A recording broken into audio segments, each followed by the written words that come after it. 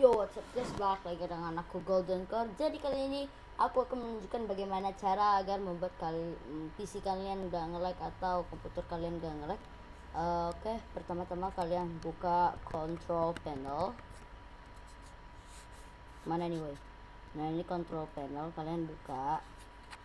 Terus kalian ke system and security, ke sistem atau ke view of RAM, processor and speed. Kalian ke sini ya. Lalu kayak ini sudah ada masuk ke description komputer kalian. Ini saya menggunakan Windows 10 Home dan ini adalah ini saya RAM dan lain-lain.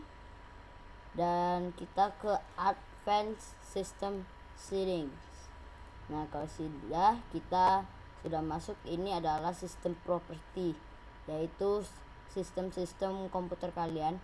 Kita masuk ke performance, yaitu visual effect, processor, security, memory usage and virtual memory.